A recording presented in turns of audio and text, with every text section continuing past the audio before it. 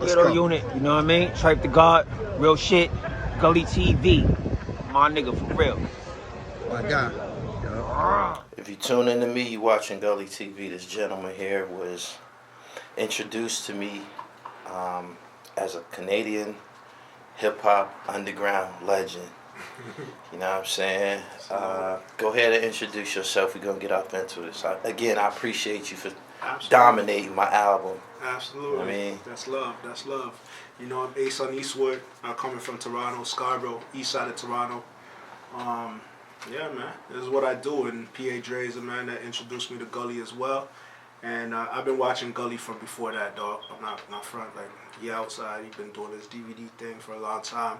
You know, he's a voice in the culture. He be doing the hood legend type of shit. So we go to get that type of news. You know what I mean? And that's what we, especially in Toronto, there's a lot of similarities to even Pennsylvania as far as like the hood type of shit. We love this type of underground, this type of energy. You know, especially from this age group. And made sense. Made sense. So I took the drive. No doubt. Before we get started briefly, are you the first? There's other Belizean MCs that made it, correct? Shyne. I thought Shyne was Shyne is Belizean. Belizean. I needed you to say Yeah, it. Shyne is Belizean. So Shyne, but the thing is, I can't hold my tongue. That's just not who I am. But Shyne was to explain, a bastard child for a politician. His dad is the first black prime minister of Belize, right? Okay. But before he was the prime minister, Shyne, you know, you're in power in a third world country. You're fucking the young girls. Like, that's what's gonna happen. So, I mean, he kind of never knew his pop, so he never knew Belize. You know what I mean? He went to New York young. Right. He's more New York than he is Belize until he had to be deported.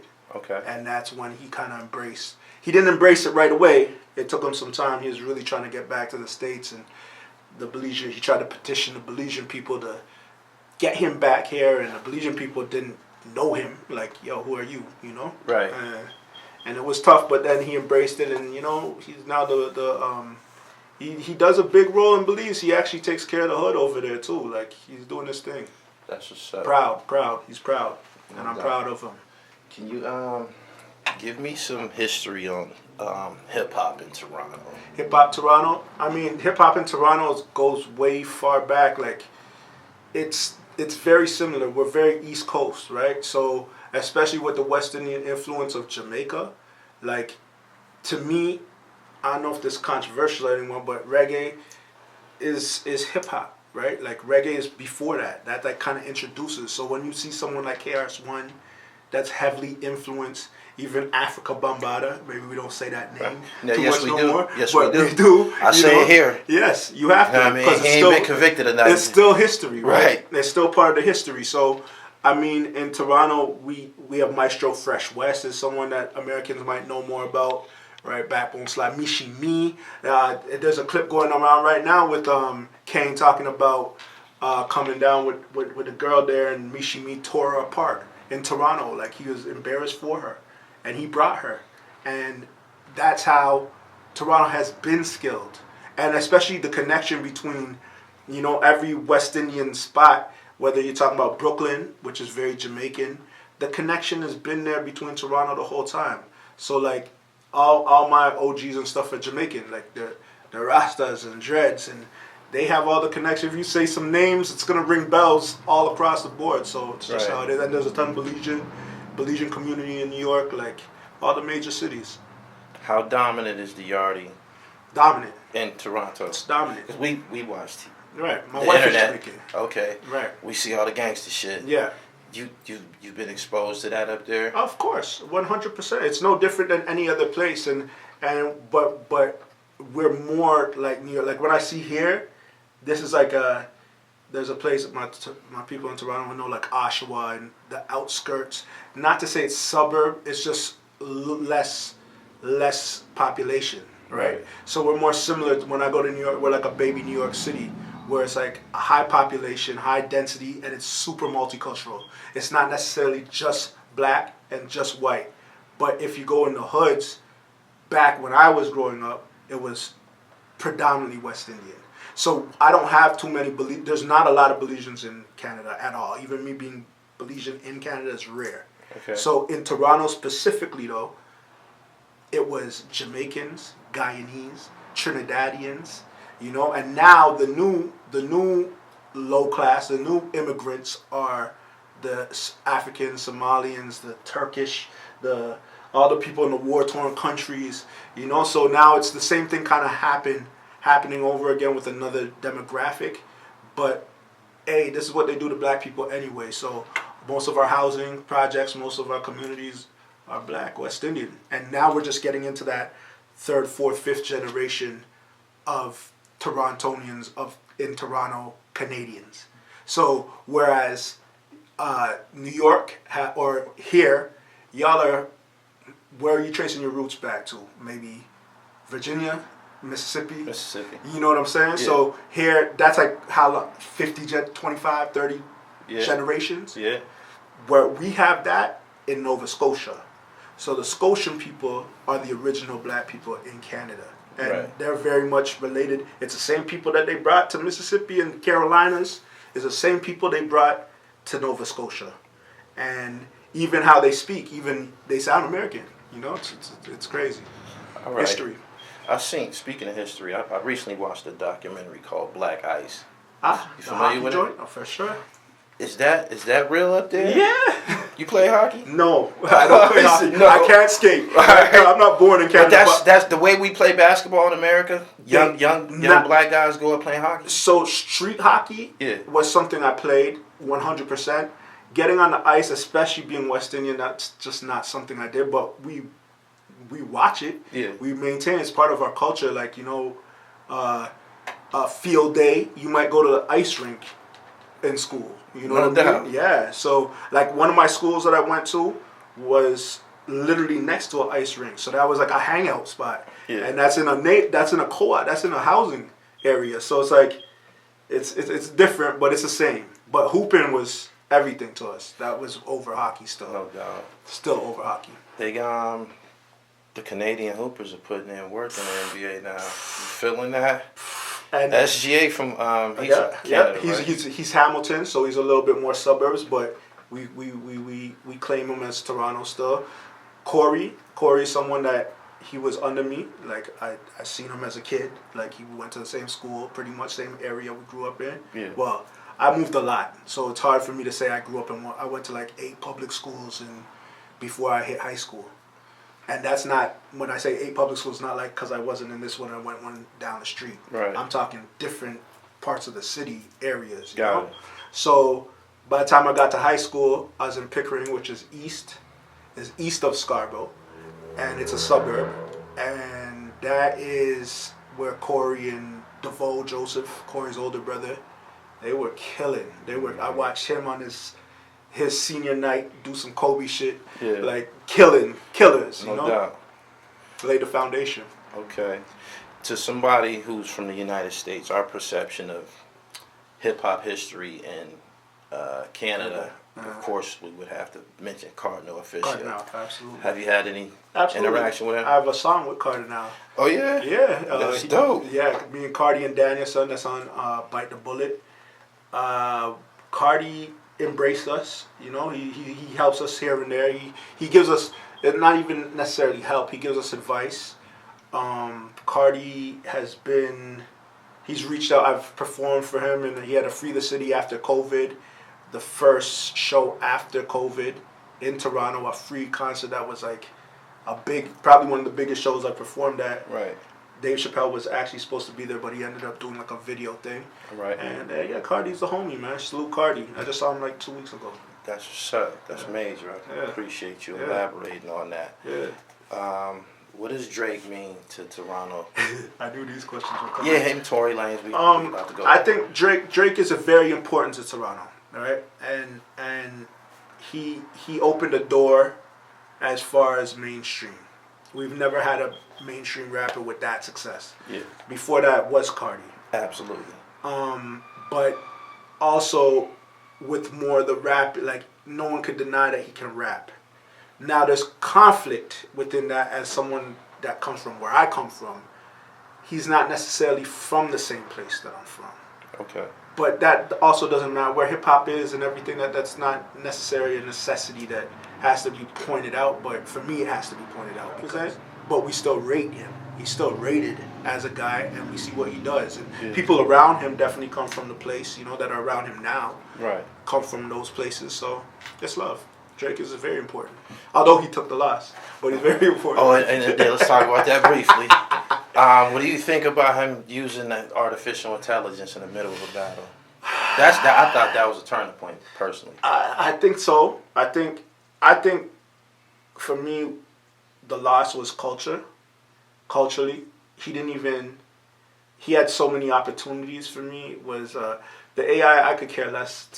Is cool. Like, Tupac doesn't rap like that. Snoop doesn't rap like that. So it didn't hit me the same way. I see a lot of people give him credit for like doing something like that, innovative, but it didn't come off to me like that. The thing that really I didn't like was when he did the Family Matters video and he shot it in New Ho King, right? So so if you don't know, Kendrick mentioned New Ho King in his verse, which is it's a Chinese restaurant in Toronto. It's one of the spots after you go to the club in the club district, you go and eat. You know what I mean? And him mentioning it now took their business way up. New Ho King has been a place in Canada, but it died out, but now it got back resurgence. Right. The thing I didn't like was him now doing this and him shooting, because Drake had got robbed by New Ho King. So that's why Kendrick mentioned it. He got stuck up there? Yes. Okay. So him doing the video in New Ho King made it a thing. But if you're talking culture, what he should have did was let's go to the Caribbean spot. Let's go to the jerk spot. Let's bring the money. We don't eat at New Ho King no more. That could have been the reference. You know what I mean? He had an opportunity that he let pass instead of going to New Ho King and showing out and doing the video. I just didn't. It didn't. I didn't like it, but right. Yeah. Why does it seem, from someone out on the outside looking in, the drill music is primarily the vibe in Toronto? Because it's that, like, for that generation, that's what the Smack DVDs was for my generation. Okay. That's their shit. That's their version. That's them talking all the politics. Yeah. That's them. This is murderers.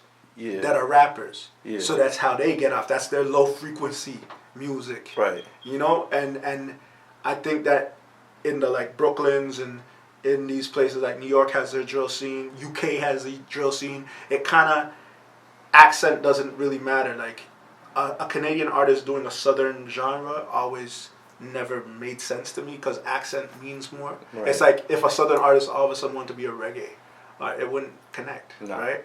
So I think drill is the one that kind of connects on all accents, and it's big. It's their shit. It's the politics, and that shit's what's winning when you're talking about artists, like recognizable artists in our city is drill. Yeah. When you be at the hip hop events and shit like that, you see them guys? Oh, hell they be around? They be. I mean, it's tough because it's so blocked. Like, if you're leaving, you have real problems, right? Real problems and on-site problems. So, not too much. Maybe some of them. But not too much like that because it's popping. They're not really doing shows in the city like that. Yeah. Because it's real. These are Rastas. Not necessarily. There's a lot of Ethiopian, a lot of Somalis, there's Jamaicans for sure. These are the older OGs of the Rasta heads that were original. Okay. But now it's that new crop, like a lot of African, a lot of African, East African. Yeah. It's even some of those Indian dudes are getting crazy. Even some of the, it don't matter no more. It's a block thing. It's like where you from. Yeah. You know. Okay. One of the things that stood out to me in your bio was 12 albums. Yeah. How'd you go about putting in all that work, and what year did you start your journey to 12 albums? This is what's funny. I didn't. Rap was something that I didn't really look to pursue. My brother Chops, rest in peace, he that was his game and that's what he wanted to do. And he'd be like, yo, I just more be the dude like, yo, come do this. Like, yo, you need to be a part. He'd always push me to be a part of it. And when he died in 2012, that really didn't look like something I wanted to do. I was more playing what I had to play. I did what I did, You know, I started getting into real estate at a young age, and it was money. I'm a money guy. I want to do well financially. Okay. You know, it's whatever happened in high school wasn't the thing for me. So I moved a little different, and then 2016 came, and I said, in 2015 actually, I was looking to, for me, is diversifying that portfolio. Like, I'm not gonna just be a dude that's gonna rely on one hustle. You know, it's not. I'm not trying to incriminate myself here, but I'm not gonna just do that thing. So I went back to school. You know, I had met my wife a little earlier than that. And in going back to school, because I finally got my high school, I did that for my mom that had cancer, and that was one of her wishes. Like, yo, just finish high school. I finished high school at 30 years old. And in that, music just started pushing itself to me. I met a brother, Uncle Doe, and he's like, yo, I think you should do this rap shit. I was listening to old shit from you. Like, what old shit? You know, because I never took it seriously. There's just some mixtape shit outside, you know, some random shit. And then in 2016, the All-Star game came to Toronto. And we were outside. And the feeling of, like, the energy, I met Sway, I met a bunch of people, and my dude Doe was with me, and he's like, yo, you need to do this. I met some people that been Soundsmith Brothers, Kool-Aid, Why Not, salute to them. Legends in Toronto as well. Produced for Nipsey Hussle, produced for Jeezy. Yo, you should come to the studio. Let's see what you got. Mind you, I haven't rapped for 10 years at this time. And I had to feel that All-Star game where I went to the dunk-off with Levine and Aaron Gordon and shit. Oh, that happened in Canada? That's Toronto. Yeah. The first one? When they went at it? 2016, yeah. Wow. So that energy that was in the city is like, yo, maybe let me see what the studio looks like. And I recorded my first joint in April of 2016. That ended up being a joint I got Conway on, because I had a plug to Conway at that time. Right. And it just led, once I do something, I do it. So once I said, yo, we're going to do this, let's go all in. And from I released my first album 2017. And I just never stopped. All right. You kind of like jumped the gun. Yeah. Nimbus. Yeah, that's the first Let's talk about this project featuring Conway The Machine and Sky Zoo. Right. Is that your PILLMATIC? No, I wouldn't say that, because I wasn't ready yet. Okay. I can honestly say, like I said, I took a long break, right? So my skills weren't where it needed to be yet. That was just me. I'm financially different. I'm not a struggling artist. Right. So it's like, all right, let's put this together and see. Let me just say I did one, you know? And that got the ball rolling. And the production was dope, but it just wasn't there yet. And it was dope. Don't even get me wrong. It's dope. People might even say it's one of those for him. But I believe not until I got to maybe my third, fourth. That's where I really landed where I am now. So you dropped these 12 from 2017 to now? Oh, you went crazy. Crazy. I put work in. I stayed in that, and especially COVID. In 2020, I probably dropped 5 of those albums. Like, I literally sat in the studio and just, all right, this is what's going to happen outside. And anyone that knows that is playing in that game, I not say the word, it's not the same no more since COVID. Right. It's not, you can know the value of it. It's not the same. The economy is not the same. So these guys can't do it the same. It's the Fetty, it's the other shit that's going on now, you know? So seeing that game, hey, all right, I'm going to figure this out, because I could foresee it. Yeah. Let me just get into this. And I went all in. The practice of dropping multiple albums in a year, that's some new shit, right? Is. How is that effective? Is it effective? It is effective to a point. Okay. And that's what I realized, because I salute the homie Flea Lord, salute West. Danielson, West, all these guys. I watched them doing this, and I'm like, okay, let me get busy, and let me see where I stand. And that's what's good. You get to see where you stand. Because as an artist, you're sensitive about your shit. Erykah Badu, right? Sensitive about my shit. So, like, getting out that spot and getting yourself out there now creates something. But later now, you have to start maneuvering with, it's refinement. You got to refine this thing and making right moves, you know, like making quality. Because sometimes when you're shooting, the quality isn't as good as the precise sniper shot, right? So, yeah. Can't do that the whole time. Can't be like that the whole time. It's not worth it. It's not valuable. Right. Yeah. Okay. In your bio, it says that you deal with your misfortunes through music. Is this hip hop thing something that's therapeutical to you? 100%. 100%. I might not, a brother like you, you're easily in front of that camera and you handle business. I've seen some of your story talking about, like, you know, you knew you saw this podcast, the technology, talking in front of the camera, going to a certain place, and that's not always comfortable for me as far as, it's not the camera as far as what I can say. You know what I mean? Yeah. Like, where I'm from and the time I'm from, it's not regular. You know, although I love the camera. People that really know me, you know, she's laughing because she knows I love the camera still. Right. But like, talking and stuff, it's.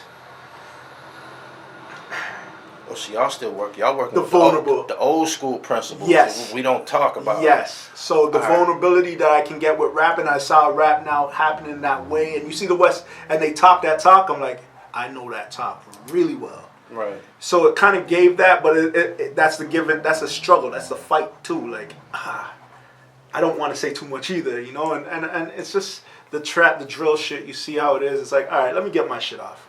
And I think that besides all that, even emotionally, like, you know, talking about having a wife, I kind of do different things and just I'm fucking hoes all the time. Where, you know, although there's some shit, you know, we can reflect on life.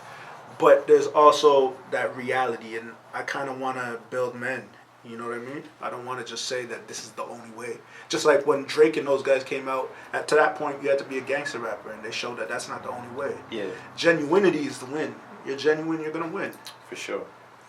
Your name, I know that's a righteous name. I know it's something to that. Absolutely. Break down your name. So Asun is not out of the righteousness part. It just ended up being that. My actual government name, which I'm never afraid to tell you, is Amir, which is also a righteous name. Oh, absolutely. Right? So let me give the origin. My mother happened to name me Amir because that's my father's middle name, which my grandma on my father's side gave him because she just liked the name out of different parts of the world. So every one of her sons got a name from a different part of the world, and his was Amir.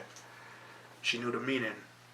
Now, growing up, salute to Berwick, we had a big NOI community. A lot of NOI brothers, yeah. Nation of Islam? Yeah, absolutely. I grew up in a nation. I know. I see everything. And that's why I was asking you about I see all the stuff. I see the mosque over there. I see certain things. Yeah, you're right here. Right, yeah. And I was noticing, and then I was like, it's ironic because Asun was just a nickname given to me as like Asun, like you shine like a sun, like literally. And this is Caribbean parents talking, not American. Right. So it's something that kind of stuck, and then you grow up and you see Old Dirty, and I was raised on Wu-Tang, I was raised on all that type of shit. So it's just like, all right, this is gonna be the name, and I added Eastwood because I'm an East Side dude, and Clint Eastwood. I love Clint Eastwood. I fuck with. He racist probably as fuck, but I fuck with Clint Eastwood. I love his shit. I love his racist shit too. Yeah, I love his shit. Right. So yeah, that's where the origin is. It wasn't actually a given name out of no FOY, NOY, no 5%. It was just an honest nickname because I shine like a sun. No doubt, absolutely. Mm-hmm.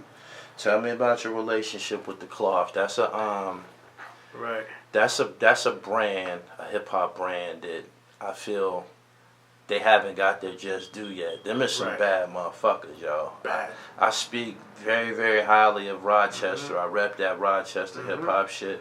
But they haven't got their big break yet. For them to have the caliber of MCs in that collective, the world just hasn't bitten into it yet. Yes. How did you come in contact with the cloth? Well, being in this thing, it was, you know what? I think it was more Danielson that they started working earlier. And I know Mav came to the studio to mess with Finn, another producer from Gold Era in Toronto. And being in this thing, you just see who's really moving. Yeah.